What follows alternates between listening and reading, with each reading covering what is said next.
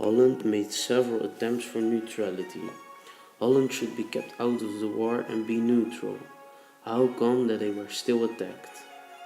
To start with, Holland used a Neutrality Act that was made in 1930. This meant they wouldn't choose a side of a certain country in times of war. The Netherlands wanted to use this act in the Second World War as well. They weren't the only one who wanted to stay neutral. Switzerland had the same plan as Holland, but why succeeded the Swiss and the Dutch didn't? The Germans didn't want to attack Holland because they made a bond. After World War I, they wouldn't fight anymore. At first, the Nazis didn't want to attack Holland, but they had different things in mind. They discovered that Holland was crucial to them. There was one important factor Holland had and Swiss didn't. Holland's position on the map was perfect to reach the other countries. The war already started in 1939, but the Netherlands wanted to stay out of it, like the First World War. The Netherlands succeeded with staying out of the war. They were mobilizing their troops because they were scared the war would still break out. Unfortunately, the German troops invaded Holland on May 10, 1940, with Operation Valgelb. Holland wasn't neutral anymore. After Germany took over the Netherlands, they immediately outlawed all political parties except for the NSB. They also forbade every kind of religious worship. Everybody would get an identity card. On this card was your name, photo, signature, and fingerprint. If you were Jewish, you would get a big G. The occupation measures were large. Hitler and the Nazis tried to control every part of the daily life. There were evening clocks, meaning that after a certain time you weren't allowed to be on the streets. Besides that, you had to turn off all your lights in the evening. There was no freedom of press. Newspapers had to be approved by the Germans, just like music. American jazz music, for example, was forbidden. There were only anti-Jewish or propaganda films in the cinemas. They even controlled education because they wanted to find a way to take over the minds of children. They thought it was easy to do in school because the children were still very young. They wanted people to be completely to Nazis' ideas and policies. Already before the war there were problems with food. This became worse because of the war. They worked with a system of coupons. Every day you could get a couple food coupons. The amount depended on your age and living conditions. This way food was divided fair among the people, but you didn't get much. This caused the upcoming of the black market. Hitler sent people to concentration camps, mostly Jews, but also homosexuals and people who showed any kind of resistance.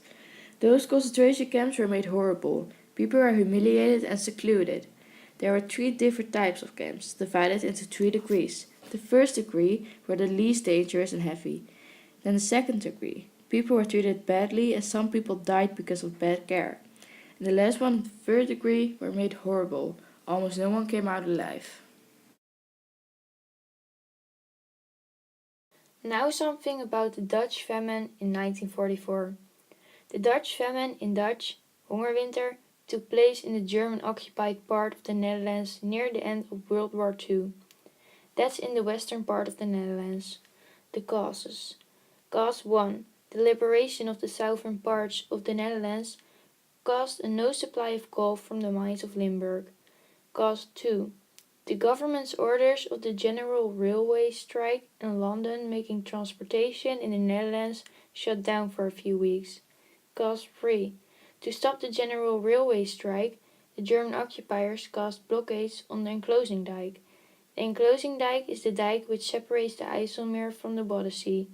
Now the transport of supplies and food to the west was blocked for a period of 6 weeks. At the end of December, the rivers and the IJsselmeer were frozen. Transport over sea and land was no longer possible. The western parts of the Netherlands were cut off all possible food and supplies, fuel, clothing and medicines. Over 20,000 people died a few months before liberation.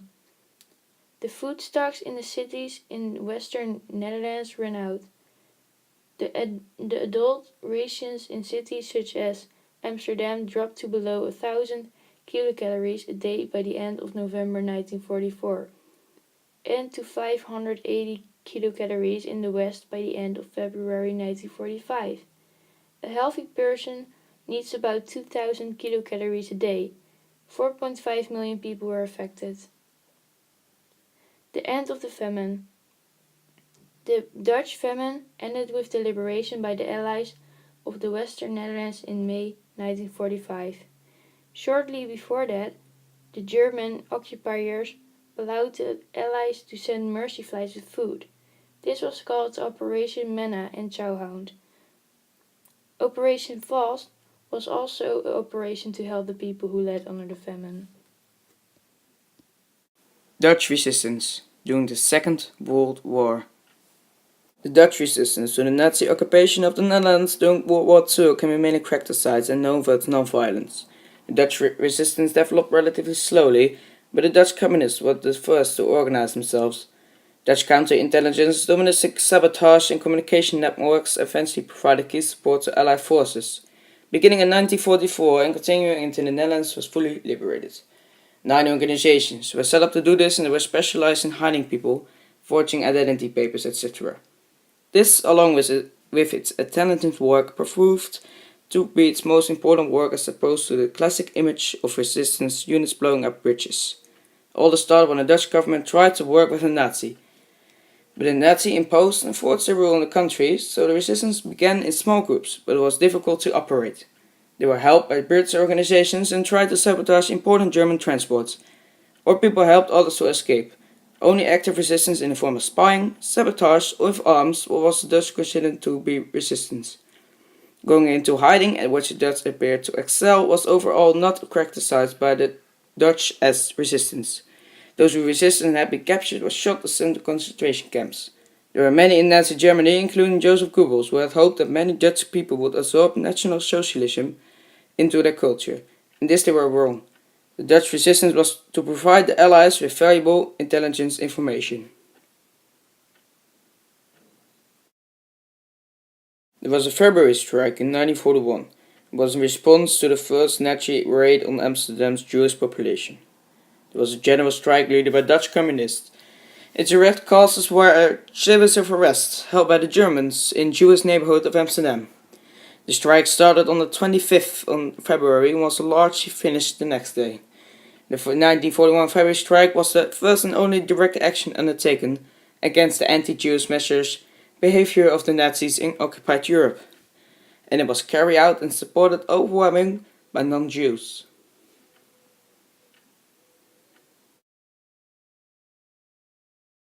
The Allied landings in France on the 6th of June 1944, now known as D-Day, began an advance that liberated more and more of Western Europe as the Germans were forced back.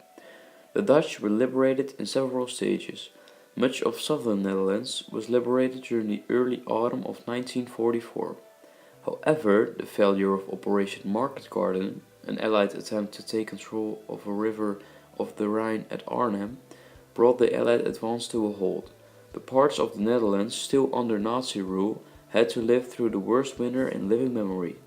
Harvest was so bad that people had to eat tulip bulbs and thousands of people starved to death. Upon reaching the Netherlands, the 1st Canadian Army was ordered to clear the banks of the wide, multi-channeled Scheldt River between the North Sea and the port of Antwerp. It was a treacherous landscape for attacking troops to operate in. It was flat, soggy, sometimes flooded land, situated below sea level and enclosed by a series of dikes. At the same time, the Allied forces did however take over the River Maas. After an uncomfortable winter spent patrolling through the wet Dutch countryside, the Canadians got the help of their countrymen from Italy, who advanced quickly north from the Rhine through the eastern Netherlands to the North Sea. The Allied troops were constantly hampered by the destroyed infrastructure of the Germans. Although the fighting was never easy and continued nearly to the last day of the war, the German resistance collapsed from lack of supplies and manpower. The Canadians were greeted as heroes as they liberated small towns and major cities, including Amsterdam, Rotterdam and The Hague. Millions of Dutch had suffered terribly during the hunger winter of 1945, and Canadian troops facilitated the arrival of food, fuel and other aid supplies to a population in the midst of starvation. After the Allied troops liberated the major cities, it was soon over. The Netherlands was officially liberated after the unconditional surrender of the Axis powers. I would say we have to thank the liberation to the Italians, British, Americans and of course the Canadians.